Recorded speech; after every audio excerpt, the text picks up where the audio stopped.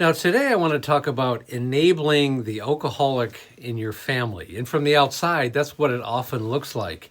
When in reality, inside, when you're dealing with the alcoholic in your family, it has nothing to do with enabling and everything to do with self-preservation. Sometimes, as a family member to the alcoholic, you have to make decisions for your own mental health.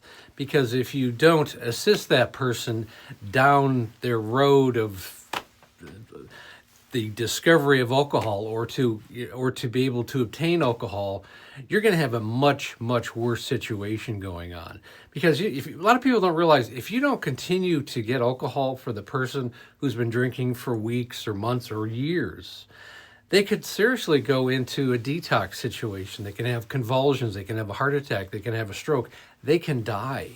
So a lot of times they're in a situation where it's fight or flight, okay? I mean, you either got to find alcohol for that person, or you might as well just, you plan on spending the evening in the emergency room because that's where you're headed, or you're just going to have to take that person to a detoxification center because you don't want to see them detoxing on their own. And I've seen it. If you've been through it as an alcoholic or seen it as a family member, it's one of the most volatile, horrible experiences that you'll ever come across. Someone vomiting, dry heaving, covered in just red face, blood vessels coming out of their head.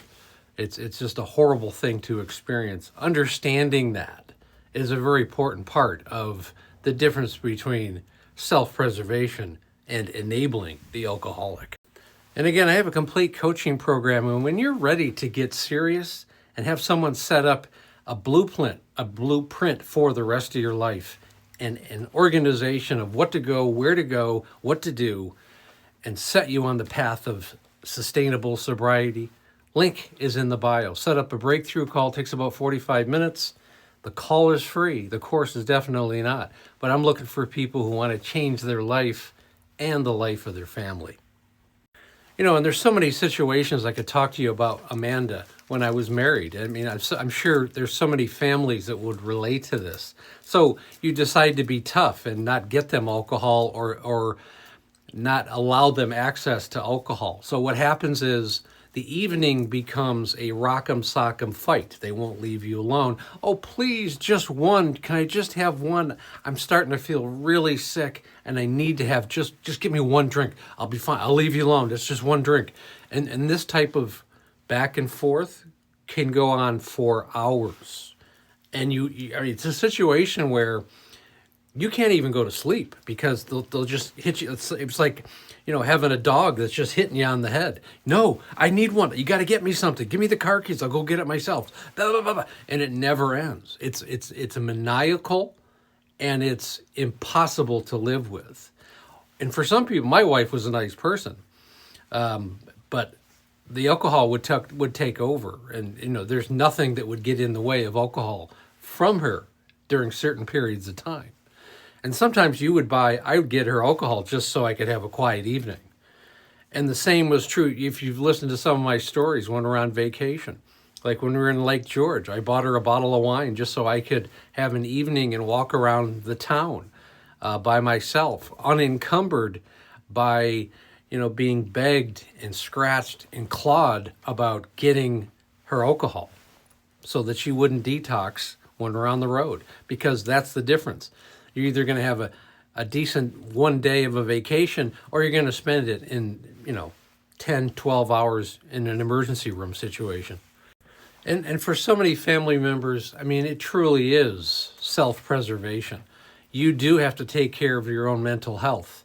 And if you've ever been to an Al-Anon meeting and understand the principles that they teach, is that the alcoholic, ultimately, you didn't cause their problem. You're not the reason they have this problem, and you're definitely not going to solve the problem. You just happen to be in the vicinity of a person that has this problem, whether it's a child, a parent, or a spouse. And unfortunately, you're going to become the fall guy, the fall person of whatever's going on with them. And in reality, it has nothing to do with you. But you do have to take care of your own mental health. And I'm sure that's a very relatable statement for so many family members who have grown up either with an alcoholic, been married to one, or who had parents that were one, or if you have a child that's one. I mean, even your child sometimes, it's not about abandoning people. It's not about giving up on people. But there just comes a point where you don't need to go down with the ship, no matter what you've done.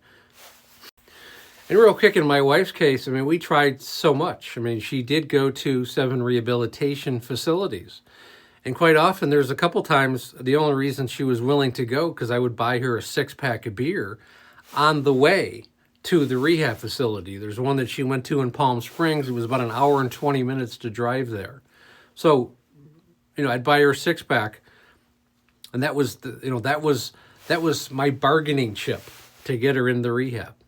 She goes, well, this is the last time I'm going to get to drink. So, okay, fine, whatever. If you're going to go to a rehab, here's a 6-pack. Have at it. Okay, I'll see you in a month. And these are the kind of decisions that you have to, the decisions and negotiations that you have to go through as a family member. If you've never experienced this, if you've never had this kind of lifestyle or had been faced with this type of situation, there's no way you could possibly understand. That's okay.